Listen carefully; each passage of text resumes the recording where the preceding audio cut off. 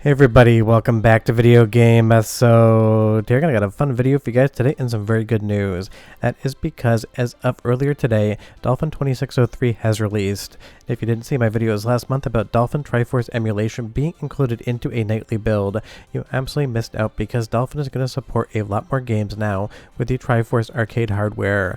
But even though I covered that last month, there are still some changes in store here in 2603, and for those of you that talked about not going to unstable builds of Dolphin, waiting for the actual mainline release, that date is today, so run, don't walk to Dolphin, and make sure you hit that update button. That way you're going to get the best of Wii, GameCube, as well as Triforce emulation moving forward. But we're going to leave the Triforce stuff to the back half of the video because we've talked about that before, even though there are changes. And honestly, it's going to be pretty amazing to be able to get this stuff working for you guys. And just so you know, in the description down below, I have left a link to the tutorial that I did last month talking about how to set up Triforce emulation in Dolphin in and of itself. Because for the most part, I'd say like 75% of the process is taken care of for you, but there are still a bunch of different things you need to know, especially if you don't do much arcade emulation or arcade hardware collecting, because it is going to be, I wouldn't say tricky, but maybe just a little bit confusing for some first-timers. But honestly, getting this working is going to be spectacular, and now that it is in main, it means everyone's going to have access to some of the best games out there, including the best F-Zero game ever made, not by Nintendo, by Sega, F-Zero AX, which is different than the actual GX release as far as the figures are concerned. Now looking at the actual write-up here, what I love about the Dolphin team is they don't just document the progress, they legit basically write an encyclopedia every single time they update the emulator. They not only explain what is improved, but why it's improved, giving you both conversational as well as a bunch of technical information as to exactly what has changed in emulation. And 2603 is going to be a fundamentally big update for Dolphin, and that is definitely exciting because honestly it is one of the best emulators out there as far as documentation is concerned. Now, taking a look at Mario Striker's charge here, this is going to be in the patch notes, and I will go over some of them. And again, the link to this entire blog post is in the description below because, trust me, it is absolutely dense with information. But there was apparently a desync issue with Strikers, and this is one of those things. I've never actually tried this game on Dolphin, nor have I actually ever played it in real life. I remember the original of Mario Strikers being a really fun time on GameCube, but when this game came out, I just didn't have a ton of time to play games, so I kind of had to pick and choose that I was going to spend my time on, and a soccer game in the Nintendo universe just didn't really hit. But apparently this desync issue has been an issue with Dolphin for a very long time, and sometimes some of these issues are so far underlying the code and can almost act like ghosts. Getting everything figured out, understanding why it is a bug in the first place, and how to solve it can absolutely take some time, sometimes even years. And the write-up on this alone is absolutely dense just to make sure one game is working correctly. But that is really why I love Dolphin as an emulator. The developers are out there spending their time trying to figure out the smallest, weirdest bugs in emulation so you can just sit down and have a more fun time. Now going over to the patch notes, a big thing this month is going to be some of the Factor 5 games are going to be improved, and that is a big deal because Factor 5, kind of like Rare on the N64 as well, would do stuff with the actual architecture of a GameCube that was outside of the norm, and even stuff that Nintendo didn't really do. Basically, they would use audio RAM as actual main RAM to get around the fact that the system RAM was only 24 megabytes and not very good for what the GameCube was trying to do. And honestly, the intro here, absolutely 11 out of 10 weird.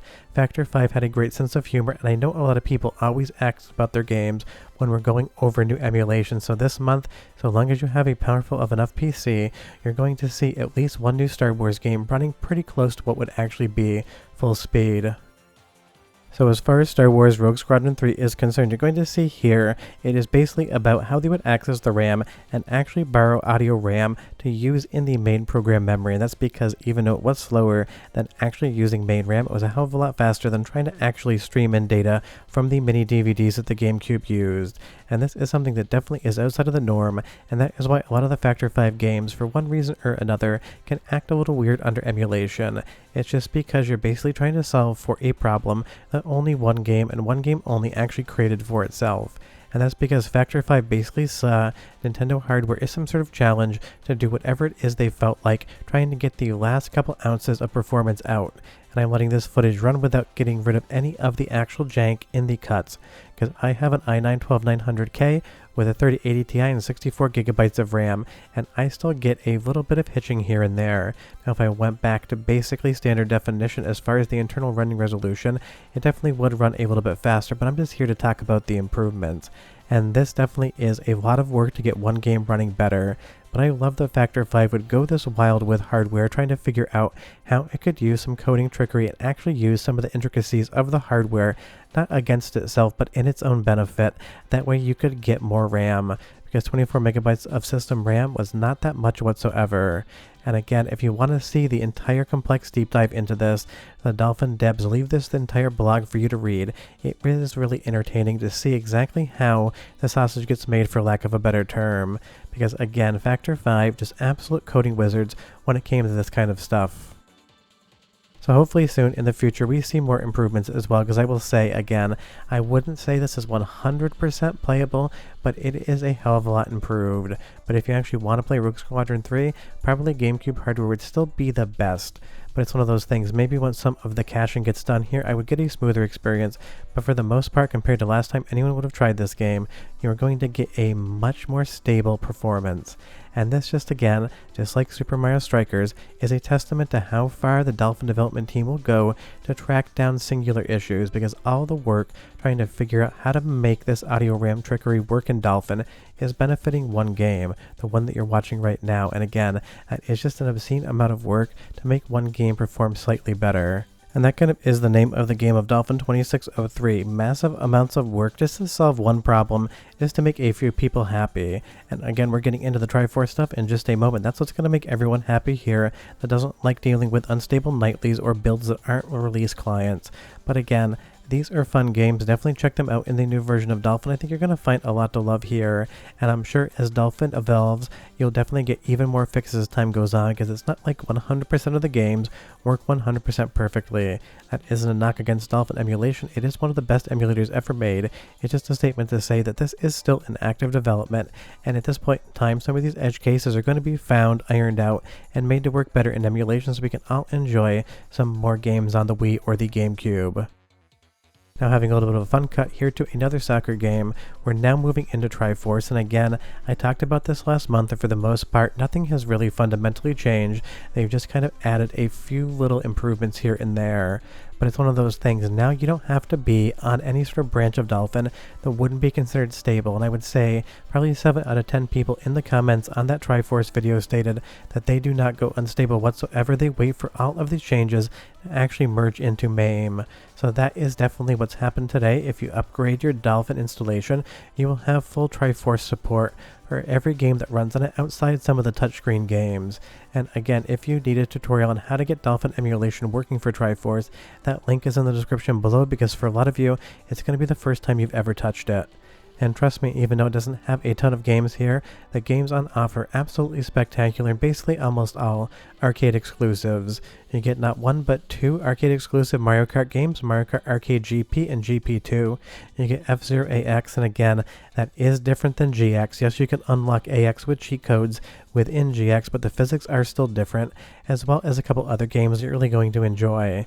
And because this hardware is relatively rare, and nobody really wants to collect it, and the last version of Dolphin that was a fork that supported it hasn't really been updated for a while, this is going to be one of the most fundamental changes to Dolphin Emulation in like the last couple of years, at least in my opinion. And if you go to the patch notes, you will see that the Dolphin Emulator devs are talking about the touchscreen games and just the amount of work that has to go into making those function as well. But it is stuff that people are working on. But if you play one game and one game only on Triforce, make it F-Zero AX. It is different than the actual console release, and again, I don't say this to make fun of Nintendo, but the best Nintendo racing game ever made was actually made by Sega, and that is because F-Zero AX and GX were produced by Amusement Vision, which is basically Sega's arcade department. If you've never played an F-Zero AX cabinet, if you ever see one, definitely throw some quarters in. But the good news is, as of today, all of this Triforce emulation is going to be in mainline Dolphin. Just remember, and again, tutorial down below, setting it up takes a few extra steps, and it doesn't have any sort of option menu because it isn't a console game, it is an arcade game, so you have to add custom files to be able to get into the test menu, change around options, and be able to save them. It's one of those things, once you get it set up once, you'll never have to set it up again, but it will take you a few extra moments just to get those things going. But now this is basically an all-encompassing emulator, because before in main we had GameCube, we had Wii, but we never had the Triforce offshoot of GameCube, and that is here today, and that is very exciting. If you have any questions or comments, leave them down below, but otherwise, you gotta go update right now because it is amazing. But I'll see you guys next time. We're finished. Pun very much intended. Bye-bye.